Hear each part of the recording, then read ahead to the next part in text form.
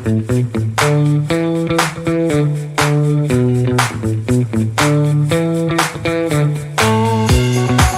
definitely want you to understand what a data protection program is all about, and of course, how to bulletproof it. I must say before I start though, that while being bulletproof is a good thing, it's actually better to dodge the bullet or not to be shot at all. So I will have to say that we'll also include just some nuggets around how to reduce your attack surface. Hence, when you're being shot at, they can hardly see anything or you're invisible, actually invisible. So we will actually get into some of the things that we have done for customers over the years in terms of how to secure their infrastructure. Then we look at what are some of the data breaches that happen? What are the entry points for data breaches? And highlight some stats. We look at what is a data protection program and why do they fail? How to build an effective data protection program. We'll talk about data loss prevention, which is the main tool behind your data protection program. And we'll look at some best practices. And of course, I'll introduce one important security concept which is often misunderstood. And then we'll wrap up with some important considerations and Q&A. So back in 2000, when we talk about hackers work hard and we work smart, they're always trying to breach your network, get at your data, exfiltrate it, and all the rest. But what we have been doing over the years is to make sure that we put our customers ahead of the curve. So back in 2000, when it was just spam and viruses, we actually had an email protection service which used 3 different antivirus engines, as well as it blocked a majority of spam. Because back in the day, 70 to 80% of the email that came in was just spam. Then the era came where they started to attack websites and deface them and cause public embarrassment. And that happened not only locally, but also internationally. And we came up with WebSecure, 3 different environments, 3 layers of security so that our customers could sleep at night. And of course, as data started to move from on-premise to the cloud, we saw that on-premise appliances would have a tough time defending data that is no longer on-premise, but is actually hybrid. And to tell the truth, anywhere. Data was any and everywhere. People had it in Dropbox, they had it in their private folders, everywhere. So when we looked at it, we said, how can you protect users accessing the internet and storing their stuff everywhere? And when we looked at it, that's how SASE came up. It was a new term back then. Gartner just came out with their actual study on it about market guide for SASE.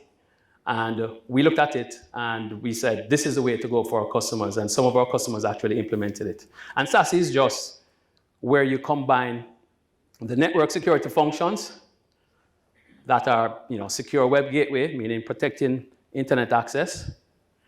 CASB, which is protecting information that is stored in SaaS and other online applications, and firewall as a service with WAN capabilities.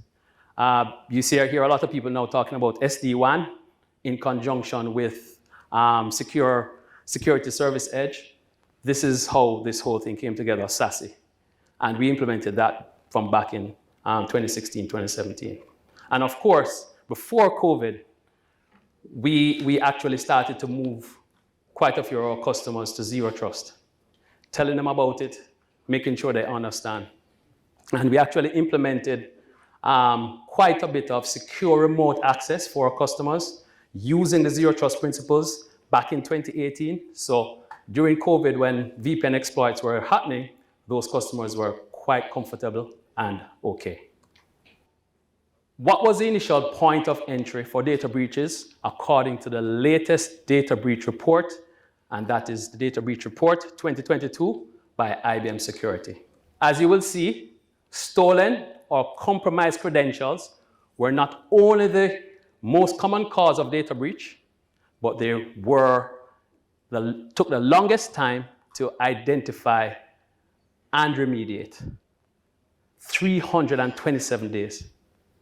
These breaches had the longest cycle, 243 days to identify, and another 84 days to contain the breach.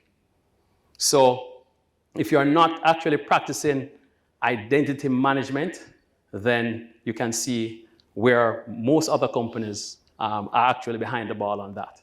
Then, of course, phishing, email, and otherwise. That was the second common cause. And it was also the most costliest. What is evident from the data is that end users still remain the weakest link in the security chain.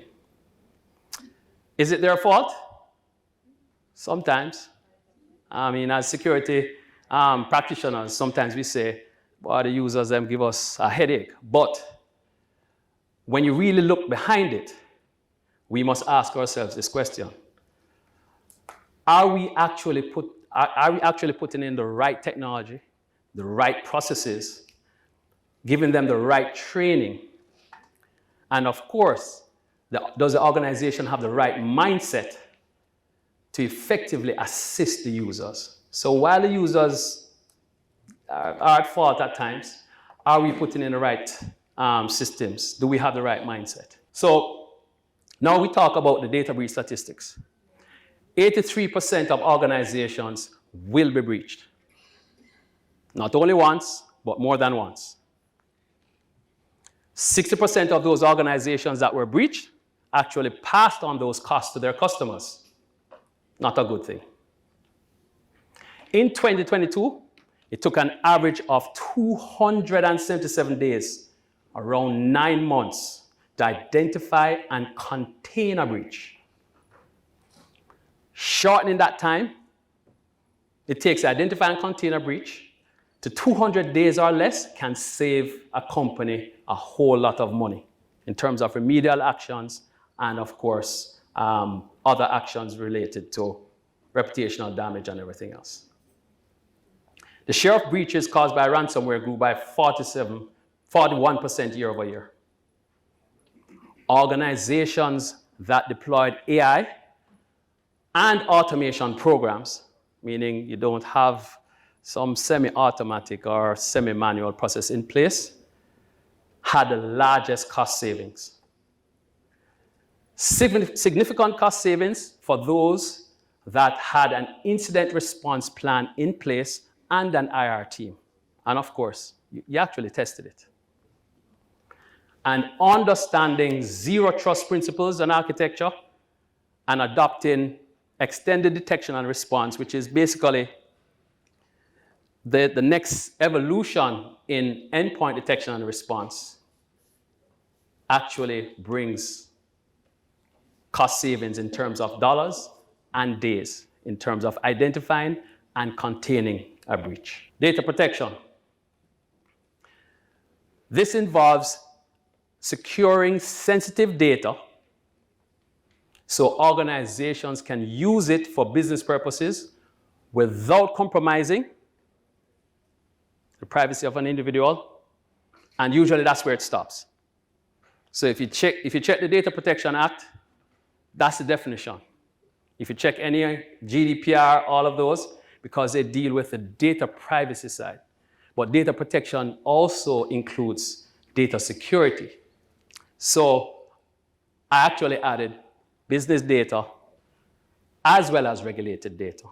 Because in an organization, you're not only protecting privacy information, private health information, and other information that are quite sensitive for a person, but you're also protecting your corporate data as well as any other data that is named to be protected under a particular regulation that is particular and specific to your industry and to your company. An effective data protection program minimizes your sensitive data footprint and helps keep personal, business critical, and regulated data secure and out of the hands of unauthorized users and attackers. Usually just talk about attackers, but in this case, you also have to include unauthorized users. If the worst does happen anyway, then a data protection program can help to reduce the impact by securely restoring critical data. When you look at why do programs actually fail, data protection programs actually fail. Data is now distributed and reside any and anywhere. They are on unmanaged devices, managed devices, within public folders, in SaaS, email file servers, and can be transmitted at the push of a button. Users are mobile, and hence hybrid work is here to stay. The risk of data exposure and data loss has grown exponentially. And with that, there are two main reasons why data protection programs fail. The first is operations failure. Traditional approaches using appliance, manual methods, having limited coverage, lengthy data recovery. We still hear of customers having RPOs, which are recovery points that are still 24 hours, meaning they're only backing up once a day. To data protection were quite popular in the day and it still exists.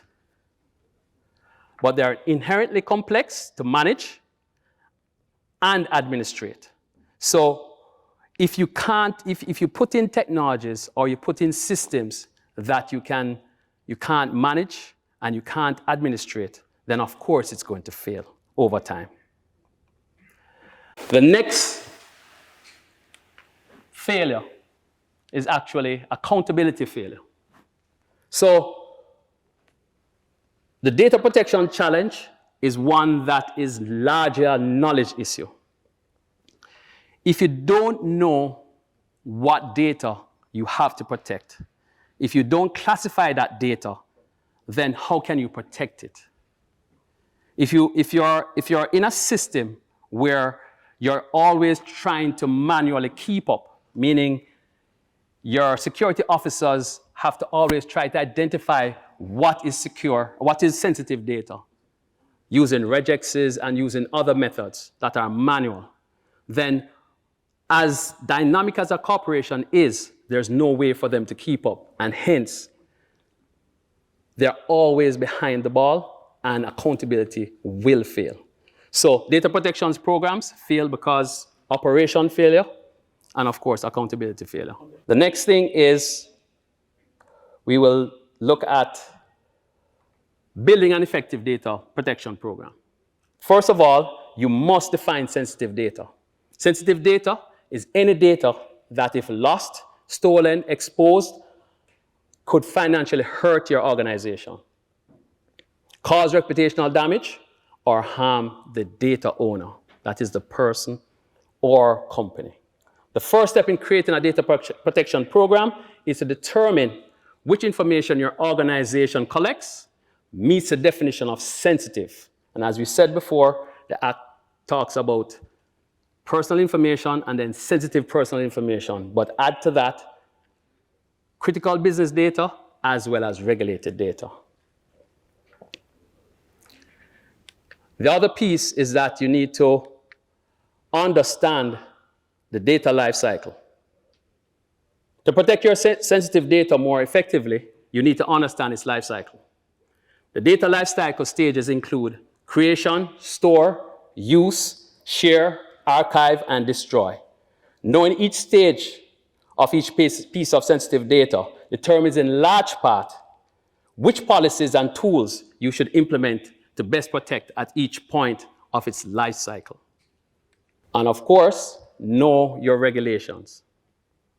Compliance is the other major factor influencing the policies and tools you implement to protect your organization. For example, storage practices. Some call for some retention of your data. Some call for destruction of your data. So you have to know your regulations. They also call for access controls and audit logs to trace data, and to show what is being shared. Lastly, it is important to remember that compliance does not equal security. So just because you comply with an act does not mean that your organization is secure. Very important. I think we sometimes forget that.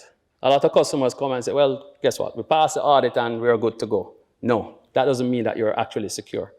I'm almost sure that Colonial Pipeline passed their audit, but they were still hacked. So the other piece is decide who can access the information. Access to sensitive data should only be given to employees on a need-to-know basis. To ensure this requires authentication and authorization techniques, and only permission to see certain data that they require to fulfill their jobs. Authentication methods include passwords, and I would say we should be moving away from passwords, PINs, access cards, biometrics, fingerprints, and of course, facial recognition. And we should have permission roles assigned to them, meaning that each user should be assigned to a role which has permissions associated with them. The next piece is involve all employees in security awareness. If your employees are not coached in security awareness, then what you'll find is that, as I said before, are we helping them enough? Are we giving them security awareness training? Are we ensuring that our employees know what are safe actions and what are not safe actions? Very important piece of information there in terms of that. The other piece now is we must also look at, are we doing regular backups, and are we actually making sure that we are doing continuous data protection?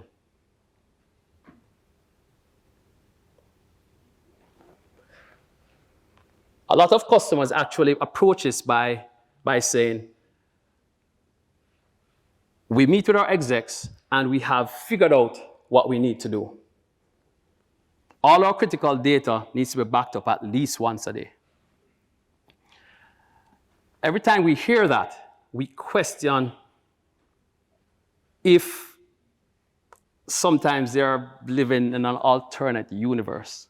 Because the users themselves will tell you that if I'm working within a database or I'm actually working on my spreadsheet or Word document, if I've actually written something in the last 15 minutes or half an hour, if I've updated my spreadsheet, updated my calculations if I'm in finance, and something happens to that, or I've updated the database, and you have 1,000 employees updating a database, doing thousands of transactions, how can you have a situation where you're only backing up once a day? That means your RPO, your recovery point, is 24 hours. That person who made several changes within that hour has lost all that information going back to the next day. So how can a business define its recovery point to be, I'm going to do backup once a day? So that's why we added that regular backups and continuous data protection is critical. Document any processes that you have. It is not, because you have to prove to the data owners that you have processed their information in a way that is compliant with the regulations, and a data subject can actually ask to see what is happening with their data. If you don't document what is happening within your processes, use sensitive data, then you're behind the ball. So when a data subject request comes in, how can you actually report on it if you don't know what is happening with that data? Take inventory of your data, meaning that whether it's in the cloud, whether it's on-premise, whether it is actually on a hard drive somewhere, whether it's on a laptop, whether it's at home, because some of us keep our data at home, wherever it may be, make sure that you organize, you take inventory of that data, and you make sure that you understand where each and every piece of that data is. Because anytime there's a data breach, it is very important that you're aware of why it happened and how to deal with it in the future. And of course, organize the data that you want to protect. The only way to protect the data is actually to classify it. And what we mean by classifying it, meaning that that data is either public, private, confidential, or what we'd say, do not distribute, which is restricted. So if you're looking at those 4 categories, which are 4 broad categories, you need to be able to say what category does this data fall in. And now put those classifications into a DLP, data loss prevention engine, that allows that data to not be exfiltrated or be removed from the organization or go into unauthorized hands. We want to utilize automation. If you're actually trying to do data protection and you're not doing automatic data discovery, automatic classification, then what you have done previously, which is to document your data and to classify your data, that position is now old. So you need something that will recognize new data, auto-classify that data, and protect that data using the rules that you have in place. Without that, you will have data leakage. And of course, we need to also educate our users. You must have a strong program in which we educate our users. How does data actually leak? How does data actually leak through your organization? So, data loss prevention channels. We actually created this graphic, and as you see, it's a creation of my own. You have SaaS applications. We have SaaS applications, email, removable media, endpoint theft, printer. Most people don't think about that, hard copy, internet, and public cloud. So if you look at it, where can data actually leave my organization? And when we thought about it, those are the points through which data can actually be exfiltrated. So this is a kind of a very good guide as to how does data and how can data actually leave your organization. So if your data is in SaaS, you have to make sure that your data at rest is protected. Meaning that once it's in the SaaS application, Salesforce, whatever SaaS application you may have, that data can't leave, sensitive data can't leave to unauthorized users or are not exposed to attackers. And the technologies around that are actually DLP and something we call Cloud Access Security Broker, CASB. When it comes to email, of course, it's email DLP. And when it comes to removable media, we're talking about endpoint DLP. Endpoint theft, of course, we're talking about that endpoint must be encrypted. Okay. And when it comes to printer, of course, you want to ensure that the documents are so labeled, if they are restricted or sensitive, then they cannot be printed. And of course, for the internet, data must not be able to leave freely unless it is going to an authorized position. So DLP best practices: locate sensitive data using data discovery. The data classification. Very important that you classify your data. Implement technical safeguards. And of course, automate, automate, automate. Create and test your data breach response plan. We saw that it brought significant savings if you have an IR team and you had an IR plan in place that was tested. And of course, educate your entire organization, create a security-first culture. Now, I said that we just speak a little bit about an important concept that is often misunderstood. and that is zero trust. Zero trust actually deals with least privilege access.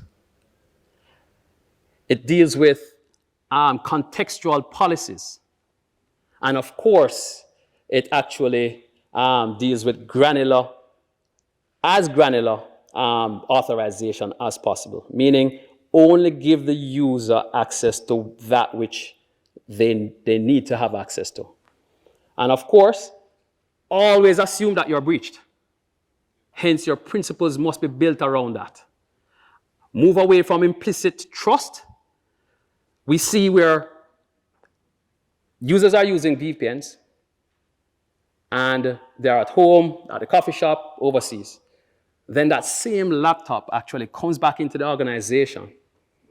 And the security controls that were applied while that laptop was away from the organization, when they come back behind the firewall, they actually are implicitly trusted to access your servers and applications and data. Why is that so? So the whole concept of zero trust says, guess what?